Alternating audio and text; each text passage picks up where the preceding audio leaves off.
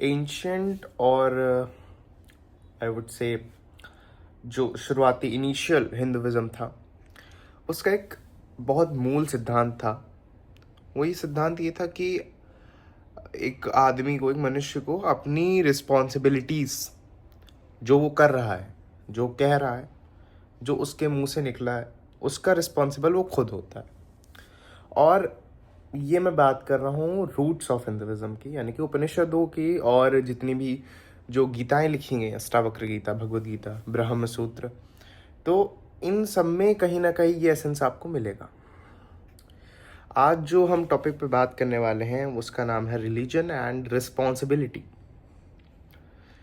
क्या रिलीजन, एक रिलीजियस आदमी जो है वो अपने काम के लिए रिस्पॉन्सिबल नहीं होता है?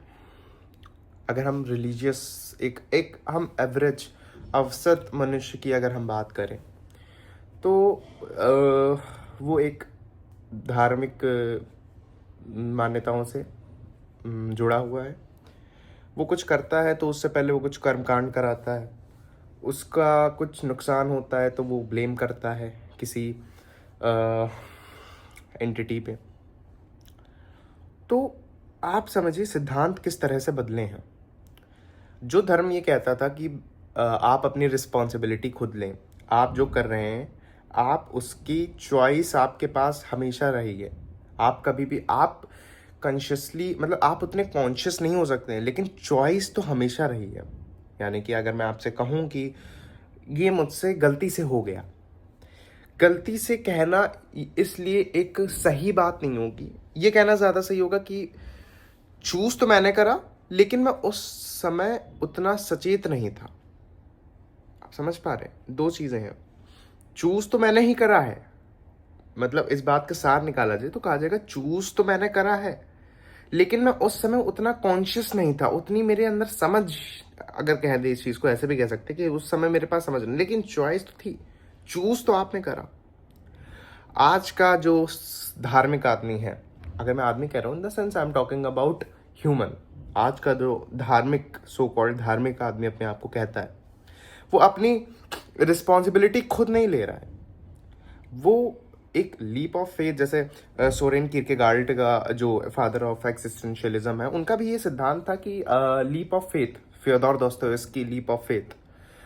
लेकिन एक आप समझिए कि फेथ में प्रॉब्लम क्या है। जो एक उच्चतम फेथ की नहीं बात कर रहा मैं, एक अवसत, मैं अगर ये चीज़ें मैं बता रहा हूँ तो मैं एक एवरेज ह्यूमन के पर्सपेक्टिव से कह रहा हूँ। आप सोचिए एक आदमी एक घर लाता है, आदमी कितना डरा हुआ है। आप समझिए आदमी का भय देखिए आप। आपको नहीं लगता ये जितने भी चीज़ें होती हैं ये डर के कारण होती है? आप समझिए, मैं आपको एक्सप्लेन करता हूँ कैसे। आप एक गाड़ी लाए, आप उसको मंदिर ले गए, आपने एक घर बनवाया, उसकी आप न्यू पूजन जैसा कुछ होता है इसका, वो करा रहे हैं। आपको एक डर है कि कुछ हो सकता है जो आपको नहीं पता है। आप समझिए मैं क्या कह रहा हूँ। आपको एक डर है जो आपको नहीं पता है। क्यों? क्योंकि वो मन की कल्पना मात्र है।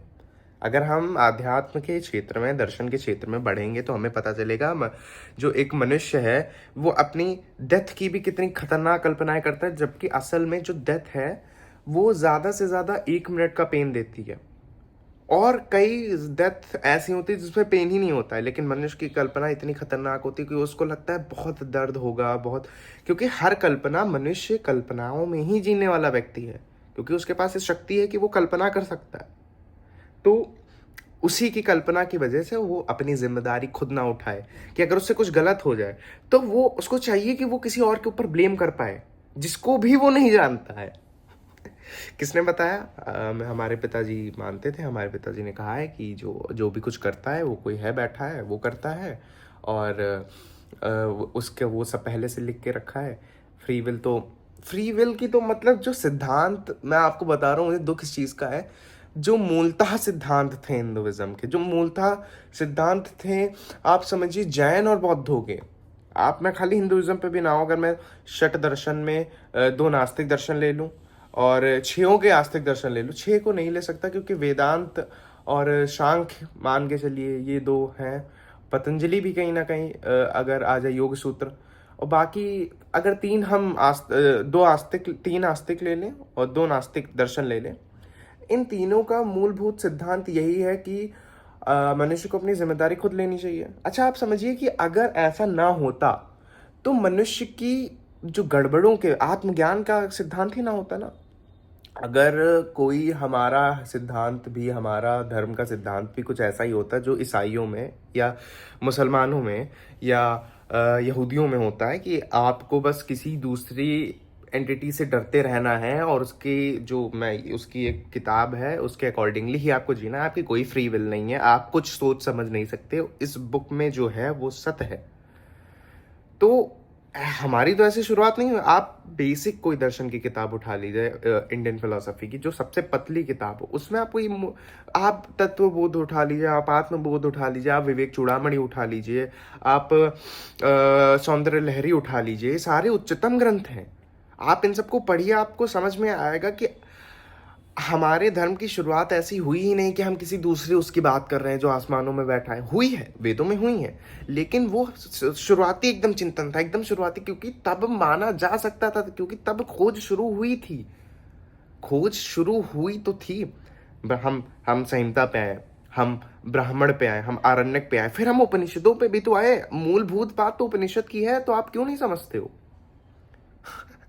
अगर हम कहें कि मैं सनातनी हूँ, मैं हिंदू हूँ, तो मैं बात मानूंगा आज से जो 500-600 साल पर मैं मानूंगा। अगर वो श्रुति से मिल रहा है, अगर वो उपनिषदों से मिल रहा है, अगर वो ब्रह्मसूत्र से मिल रहा है, अगर वो भगवत गीता, अष्टावक्र गीता से मिल रहा है, तो बिल्कुल मानूंगा मैं। लेकिन अगर उनसे नहीं मिल रहा है तो वो मेरे मूलभूत सिद्धांत कैसे हो सकते हैं? क्योंकि अगर मैं कहूँ कि मैं एक हिंदू हूँ, तो मैं मान रहा हूँ कि मेरी जो रूट्स हैं उनकी वजह से ही आज हिंदुइज्म आया, तो कहीं ना कहीं मैं उनको मानूंगा ना। मैं किसी 500-600 साल पुराने ग्रंथ को, 700 जो एक जिनके बारे में उपनिषद कहते हैं कि ऐसे भी लोग हैं, उनके ही लिखी हुई पुस्तकें अगर आप पढ़ रहे हो, तो आप क्या कर रहे हो? कुछ नहीं कर रहे हो, आप बस दोहरा रहे हो। आदमी धार्मिकता में भी तो बस दोहराता रहता है। अहंकार क्या चाहता है कि अहंकार आपको चाहेगा ही नहीं कि आप कुछ नए सीखो। आपको नहीं चाहेगा अहंकार कि कभी आप एक नई चीज सीखो। क्यों? क्योंकि पुरानी धारणाएं जहां टूटने लगती है, अहंकार तो टूटने लगता है ना। पुरानी धारणाएं टूट रही नहीं कि अहंकार को बहुत दिक्कत होने लगती है। तो आप समझिए कि हमें क्या करना है। हमें अपनी रिस्पॉन्सिबिलिटीज़ को समझना है कि अगर हम कुछ एक्शन ले रहे हैं, अभी अगर हम कुछ भी कर रहे हैं, we are responsible for that, तभी हम काम कर पाएंगे। अगर हम कहते कि कोई दूसरा व्यक्ति बैठा है आसमानों में जो हमारी मदद कर देगा, या कोई बैठा है जो देख रहा है सब कुछ, या सबसे सब कुछ पहले लिखा हुआ, अरे तुम क्या बात कर रहे हो? तो तुम कुछ कर क्यों रहे हो?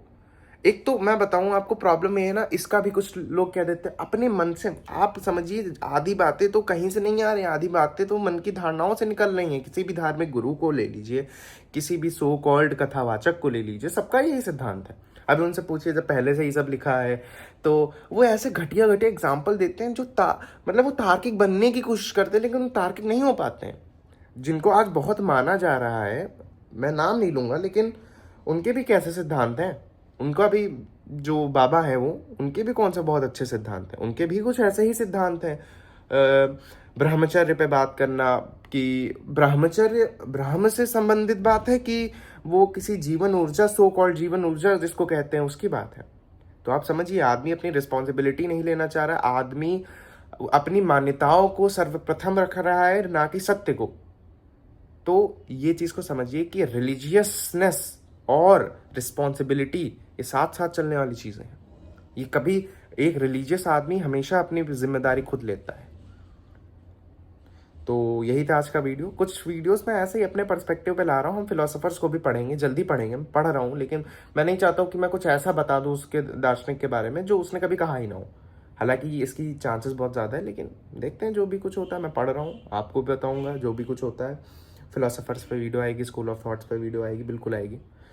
तो मिलते हैं अगली वीडियो में। यही थी आज की वीडियो तो और मैं एक और चीज़ बता देता हूँ कि ये जो वीडियोस मैं बना रहा हूँ, इनका मेनली एजेंडा यही है कि एक आप समझ तो लाएं, पहले एक आप सुनने की समझ तो लाएं, एक आप सुनने की कैपेबिलिटी तो अपने अंदर में, क्योंकि ये सब बातें अगर आप किसी अवसर धार्मिक आदमी या औरत से बोल, आदमी इन द सेंस मैं सबकी बात कर रहा हूँ, एक तो पता नहीं मैं क्यों ये चीज़ बोल देता हूँ कि बाद में, हाँ।